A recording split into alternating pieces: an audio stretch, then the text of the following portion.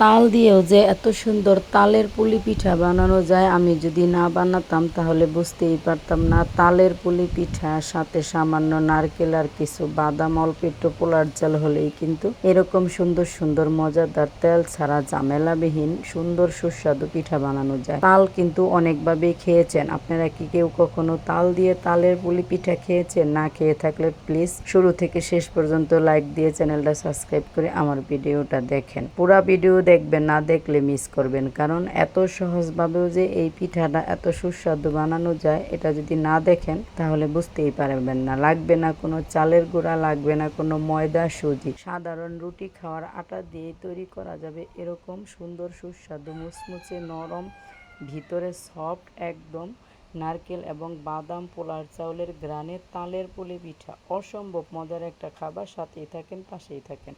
আসসালামু আলাইকুম, Kohinoor mini kitchen and ব্লগে সবারই স্বাগতম। সবাই কেমন আছেন? আলহামদুলিল্লাহ, আল্লাহর রহমতে সবাই ভালো আছেন। মাশাআল্লাহ, আলহামদুলিল্লাহ আমিও ভালো আছি। ভেজে নিব কিছু বাদাম আর পোলাওয়ের চাল, শুকনো খোলায় খুব কম আছে, ভেজে নিয়ে এলাম। এখন নিয়ে নিব, চুলার পরে চলে আসছি। এটা তাল, রান্না করা তাল, নারকেল দিয়ে দুধ দিয়ে রান্না করা হয়েছে এই তালটা। আর সেখান থেকে তালটা নিয়েছি, নিয়ে গরম কড়াইতে দিয়ে দিলাম। আর দিয়ে দিলাম ভাজা পোলাওয়ের চাল আর বাদাম গুঁড়া করে নিয়েছি ব্লেন্ডারে অফ ক্যামেরায়, সেইগুলা দিয়ে সুন্দর করে একটা পাক দিয়ে নিব। আর দিয়ে দিলাম কিছু নারকেল কুচি। তালের রস জ্বালানোর সময় নারকেল দেওয়া হয়েছে, সেই কারণে একটু কম করেই দিলাম নারকেলটা। দিয়ে দিলাম মিষ্টির জন্য একটু চিনি দিয়ে জ্বালানো হয়েছে, সেই জন্য চিনিটাও কিন্তু কম দিয়ে দিলাম। আপনাদের যদি বানান তাহলে আপনাদের পরিমাণ মতোই সব কিছু দিবেন। নাড়তে চাড়তে অফ ক্যামেরায় কিন্তু এটা আমি সুন্দর করে রান্না করে নিয়েছি। এখন রুটি বানানোর পালায়। আটাটাও কিন্তু আমি অফ ক্যামেরায় সিদ্ধ করে রেখেছি। এখন আমি রুটি বানিয়ে নিব। যেরকম সাধারণ রুটি খাই ঠিক ওরকম মোটা করে।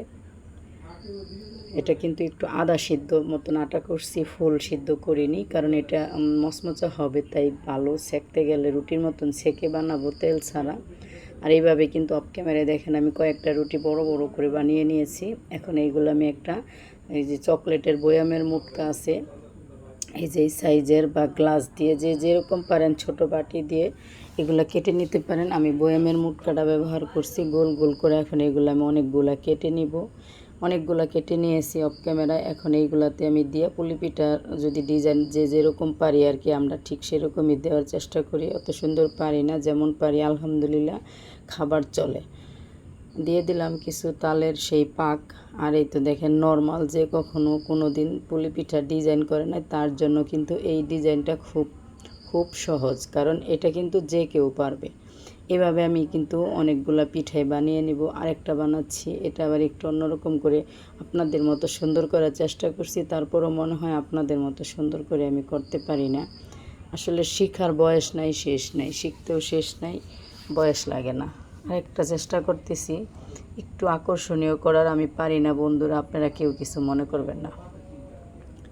সারা জীবন গুড় দেওয়া নারকেল দেওয়া তালের পিঠা খাইয়ে আসলাম, কিন্তু গুড় দেওয়া নারকেল দেওয়া পুলি পিঠা খেয়ে আসলাম, কিন্তু তাল দিয়েও যে এত সুন্দর পিঠা খাওয়া যায় জানতাম না। মনের আইডিয়াতে বানালাম।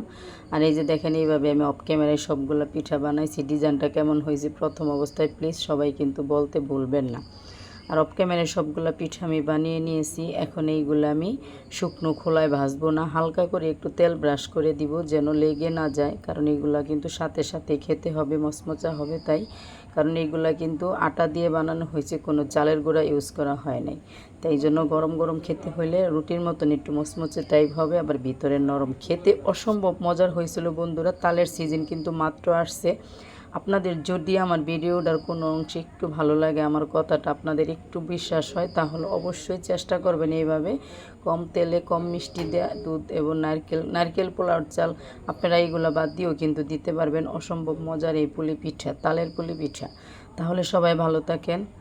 আর ভিডিওটা দেখার জন্য অসংখ্য ধন্যবাদ, যে লাইক দিয়ে পুরো ভিডিওটা দেখছেন। আর যে আমার নতুন বা পুরান বন্ধু আছেন সবাইকে আমার মনের ভিতর থেকে তাদের জন্য শুভেচ্ছা রইল, শুভকামনা রইল। এই তো দেখেন উপরে কিন্তু ক্রিস্পি হয়েছে, হালকা পাতলা, খেতে কিন্তু খুব মজা। আমার শ্বশুর ডায়াবেটিসের রোগী, তারপরও কিন্তু উনি 8-9টা খেয়ে ফেলছে, রাত্রে কোনো রুটি খায় নাই। আর আমরা তো খেয়েছি।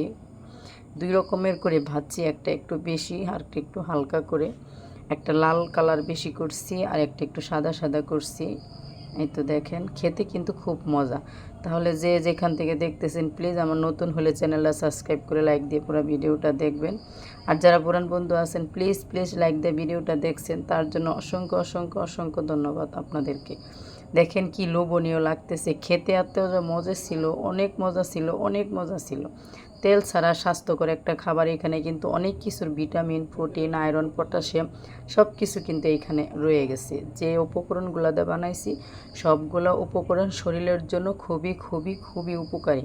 তাহলে সবাই ভালো থাকেন, সুস্থ থাকেন, আপনাদের জন্য শুভকামনা রইল। আপনিও আমাদের জন্য, আমার সন্তানদের জন্য দোয়া রাখবেন। আল্লাহ হাফেজ, আসসালামু আলাইকুম।